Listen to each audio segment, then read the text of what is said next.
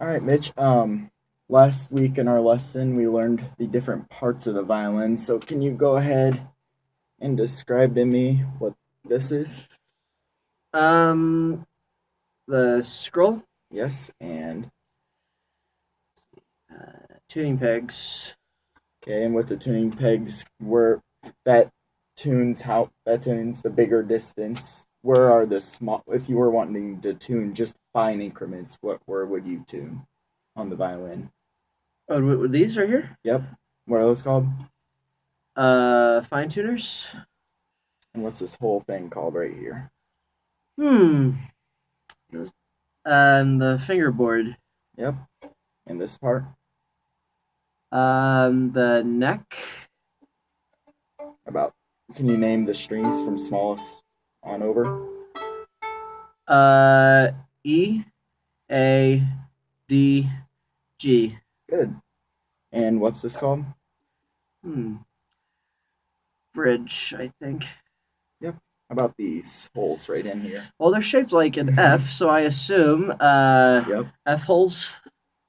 And this? It looks like we put our chin on it, so a chin rest. Yep. How about up here? Big round. Those are the upper bouts. And That's this part right here is the middle. yep. And then if I want to say this one's possibly the lower, Yep. So what would be in between those? the waist or central. Center about. Yep. Good. So I think you've got that pretty well down. So the only other thing we did in our first lesson was we went through the different parts of the bow as well. So can you go ahead and just tell me what this part's called up here at the very top? Very top? Looks like it would be the tip. Yep. How about this? Which part? Right here. This? Yep. That looks like it would be a hair. Yep. And that's And the hard part the stick. and the part with the eye on it. Eye. That'd be the frog. Yep. Remember, it's the eye of the frog. That's what we said last week. And all the way up here. It looks like it can. It looks like it gets tighter and looser, so that'd be a screw. Yep. And what aren't we supposed to do with the hair with our hands? But we're not supposed to touch the hair Yep. because there's this thing that I've heard about. Rosin. You put Yep. it on the bow to Yep. make the strings play. Yep, and Nice. we did that before we started here. Um. Okay, so now we're going to go ahead and describe to you. Have you? Okay, have you ever watched a famous violin or anyone play violin before? I've Well, been to symphony concerts before, okay, but that's so- about it. so they were sitting down then. Mhm. Can you describe some of the things you see when they're sitting down, just posture wise, with their? I noticed that they're sitting up straight as they're sitting, and they're not using the back of the chair Yeah, for their very good. backs. That's basically all I see. But then, when they're playing the instrument, their chins are obviously on the rest, Mm-hmm. and their fingers on the strings, just playing it. Do you ever see them crossing their legs or crossing their feet when they're playing? No, that is very bad posture. They don't need to do that because then they start getting tired and feel a little sleepy, and then they could just fall out of their chair Yep. or You something. start slouching and everything starts falling apart. So can you go ahead and demonstrate that for me then? What a good posture would look like when sitting?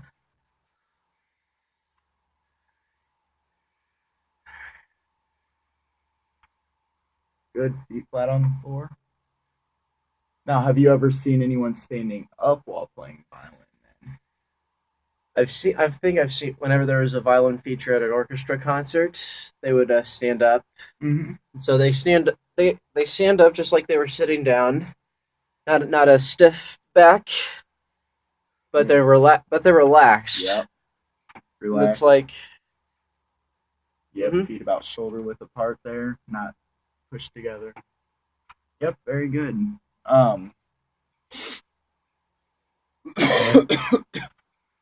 Okay. Well, why don't we try to hold the violin then today? Go ahead and sit down. We'll do the Okay. sitting first. Okay. Just wanted to show you some things when holding it. So, yep, it'll go in that hand. Um, with this hand, you want to make sure that your wrist isn't like bent up. So you want when you're holding it, you want to make sure your wrist isn't bent up, touching the neck. You want to make sure it's out so your fingers are able to have full motion to all the strings. So why don't you just show me that? Don't worry too much about your other hand right now. Just show me. Yep. Like this? Yep. Very good. You even have your thumb where it's supposed to be on the little pad before. I wasn't expecting that, to be before, honest. Before the first finger, and then you also look how your fingers are supposed to be right now. They were kind of slouched over. So how would I fix Almost that? like a rectangle. Like, would I have each of my 4 fingers on like this one finger on each string? No, you would have them all on one at once. Yeah. So like this? Yeah. Try going all the way down to the small string, which is called E. yes. And then you see the little markings on it. That's where your fingers are going to end up going. Can you just put? You mean these are here? Yeah. Can you just put your on the first string, the E string, and your fingers down on there?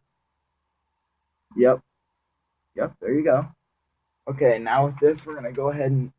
So right now your shoulders coming down a little bit. Yep. There you go. Yep. And then sitting up straight like that. Okay. So you're doing good with that. So right now let's go ahead and learn how to play pizzicato. I think we use our fingers for this. Yep. Okay. We're gonna go ahead and put your thumb right on the corner, the fingerboard. Like this? Yep. And go ahead and just not be holding down any strings for right now. And then can you just pluck one string at a time over there? Yep.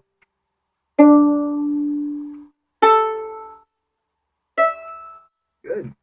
Good.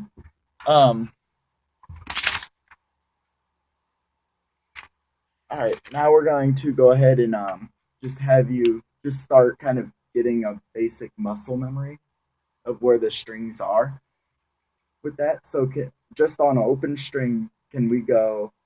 So this is E A D G. Remember over. So we're gonna have E E rest rest A rest rest D D all the way up and back down for me.